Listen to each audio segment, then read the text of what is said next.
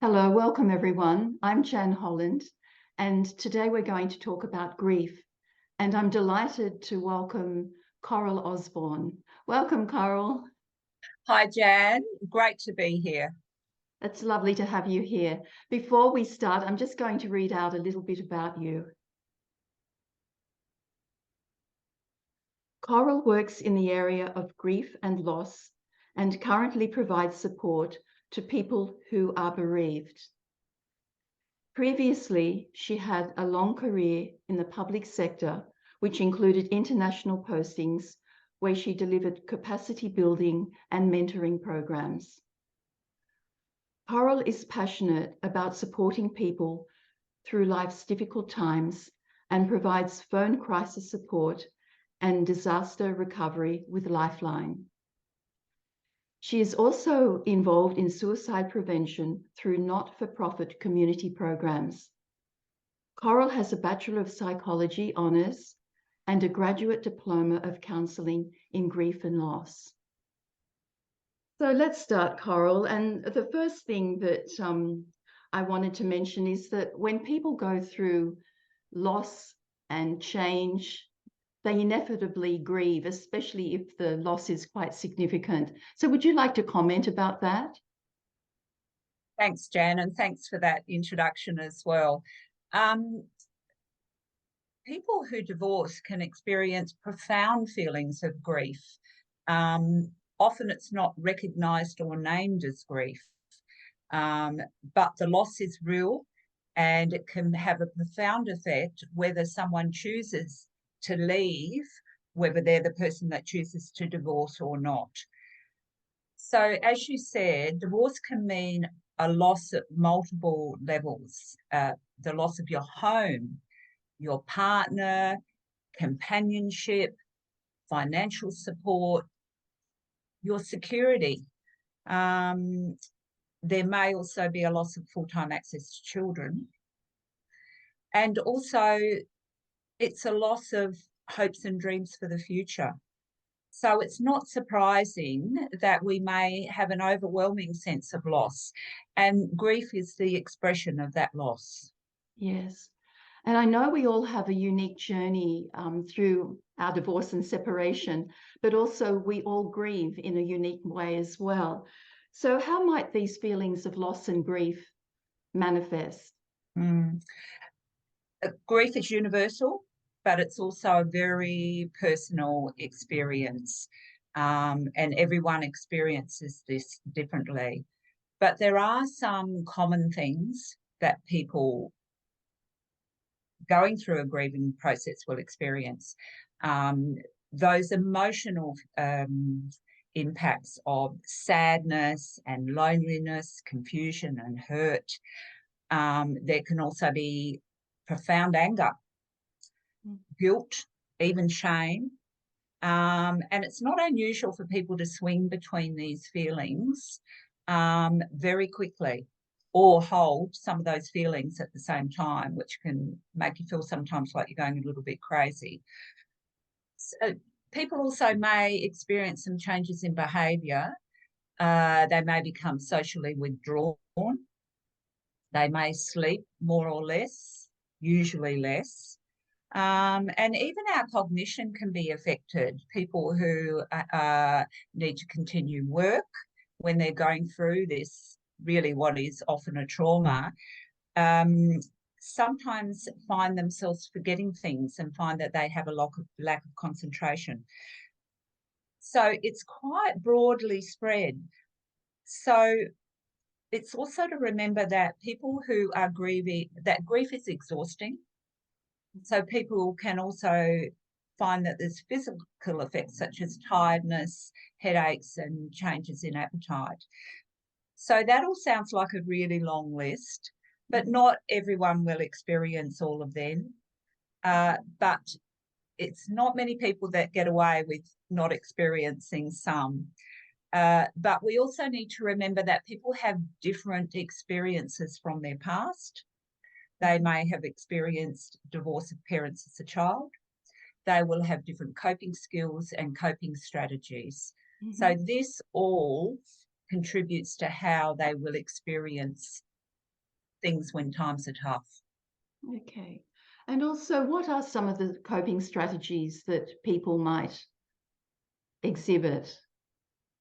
I know Um, there are healthy coping strategies and there are unhealthy coping strategies. yeah, look, some of the coping strategies is to reach out to friends Mm-hmm. and to know that it's really important. And I do keep calling this grief because it is, that it's really important that people reach out to family and friends Mm-hmm. at a time when it can be very easy to withdraw. Yes. Um, and often what we find is that people will, in the same as bereavement, people will gather around you in the early weeks. They go back to their life, which is normal, but you are still left with this grief without an Yes. outlet. So reaching out for support, but also that level of kindness and self-care to yourself is really important as well. Yes. And also, how does one acknowledge their grief or acknowledge the feelings around it? Because oftentimes people don't even realize they're grieving. They know they feel angry and sad, but perhaps the word grief doesn't enter their mind. So, how are some ways that they can acknowledge that to themselves and process those feelings? Yeah, absolutely. And as I've mentioned, it can be difficult because often um, the grief with divorce is not recognised Mm, um, as as a profound grief. So it's really important that people do uh, recognise that they are going through a really difficult time. It's really important too that people know that this too will pass, mm, that the feelings will ease in time, but to remember about those important things of getting support, being kind to ourselves, looking to self-care while we are going through it. It's really interesting that um, everyone has a right to mourn their loss. mm, And if grief is not acknowledged and validated, it can actually lead to something known as disenfranchised grief. mm. When grief doesn't have an outlet Yes. and doesn't encourage support. Now, this can sometimes happen when when a person has decided to leave the marriage Mm-hmm. or they have left an abusive relationship. Yes. And what can happen is that people have an expectation that you will feel relieved Mm. and perhaps happy about this. And this does not mean that you don't grieve the loss Yes. of everything that we talked about and your hopes and dreams for the future and your hopes that things would get better. So, as I said, everyone has a right to mourn their loss. As we move past through the grieving process, we do gradually adapt to loss and we incorporate this grief into our life experiences. Mm-hmm. So we are changed forever, but we are also open to developing new routines and new ways of living. Yes. I might just add too that most people adapt and move forward and things ease. But if you are unable to adapt to grief and you find yourself stuck in the grieving process, Mm-hmm. then that can often lead to something called complicated grief. And that's at a time when you might seek some more professional help. Great, thank you. There are two things there that I want to comment on. And one of them is that when we are grieving, and sometimes people don't realize that going through a divorce, you tend to go through a grief process as well. But I find the worst thing you can say to somebody, especially in the early stages, is you have to move on, because it doesn't even allow for the idea that they might be grieving. So I think that's something to remember. I think so too. And there sort of seems to be this magic period that, friends start to move away a little bit at 3 months to 6 months, around the 3 month mark. 6 months for a big grief is really a very short period of time. Yes. So, yeah, it is. It's difficult. Yes, and I do understand that oftentimes people don't know how to process it when someone is talking about their loss or their grief, but also I do understand that sometimes it could sound like a broken record. And I think people have to protect themselves from that as well. So I think on both sides, people need to learn boundaries. And also, if you're conscious that you're repeating the same thing to your friends over and over again, maybe that's the time to seek professional support. Yeah, that's right. And so I guess also that leads you to know that leads us to know that there's a lot of different levels of support, and Yes. we may choose different ones at particular times as we go through that, navigate our pathway, basically. That's right. And I would always suggest that if you are talking about your really deep feelings, always choose somebody who has your back. Just don't choose anyone because you'll probably be disappointed. That's right. That's right. And it's interesting too that in the same way as, I talk to a lot of people who are bereaved, and it has a tendency to do a little bit of weeding of friends at that time as well, that you find those who might surprise you that are there for you. Mm. And on the other hand, you might find others that you thought would be there that aren't. And often it's that people don't know how to deal with other people's pain, Yes. but it is truly distressing for people when they lose friends, because it is another loss. That's right. Yes, I don't think people understand sometimes just what a change it is, and what people have to negotiate looking towards a new life. And I think one of the other things you said before is that you're changed forever. And that's true. And I don't think we realize that. I think we try to hold on to what we had, or we don't realize we are changed forever. But I think if we understand that, then it's actually a catalyst to help us move forward into a new life and create a life that suits us. Yeah, and it can be hard to see that in the initial stages after a divorce, but there is growth that comes out of grief, and that is part of that. But you need to be at a point where you can feel yourself opening to that. It's Yes. difficult. And one of the other things too is anticipatory grief. That's so rarely mentioned. And especially when you're still cohabiting with your partner, and but you know the relationship has finished, and you know the loss that is coming. So I think in those situations, you have an anticipatory grief, but you would never name it as that. I think you just know that I don't want to go through this because I know what I'm going to lose. But yes, and sometimes that anticipatory grief can keep you stuck in a relationship that doesn't serve you as well. Yeah, and that's a very difficult place to live in, to not be able to move forward. And often that sometimes is also the point. I've mentioned professional help before, counselling, etc. And I do understand it's not for everyone, but sometimes when you are stuck, that can also be an option at that time as well. But yeah, anticipatory grief is very real. Yes. So, Coral, just in terms of someone going through a divorce or separation, what would you say are the main factors? What could be some takeaways that people could have to get them through this and to understand it in the context of grief? Yeah, I think that really to recognise it as grief and Mm. loss, and know that this is going to be a difficult period, but Hmm. trust that it will ease and pass. Yes. I did want to make mention specifically about anger, because it Yes. is a very, very common feeling after divorce, and it can give us energy and it can give us courage in Yes. those early stages. And in some ways, it's easier to feel angry than it is to feel that incredible sadness and loneliness.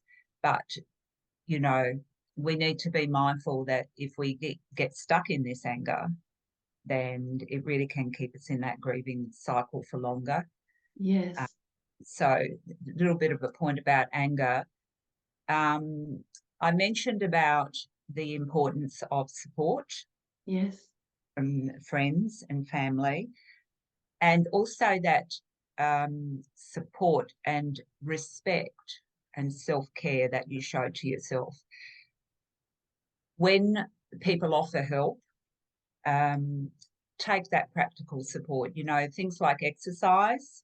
We go on about exercise, but it's well known for being good for us and good for our mood. So Yes. it can be as simple as getting a friend to actually walk with you a few Yes. mornings a week. Our appetite can be changed. So, at a time when you're not hungry, try to eat small, healthy meals. Yes. And it's not unusual for people to turn to alcohol and drink more, turn to drugs during that time. Certainly, I'm not here to tell people how to live their lives, but it's just to be mindful and to think, is this helping or hindering me in Yes. this process? It can also be really hard to turn our brains off. So we can get this cycle of thinking, of rumination. Mm-hmm. Use distraction, use music or reading or Netflix, just to give your brain some peace, Yes. because we can have these recurring thoughts.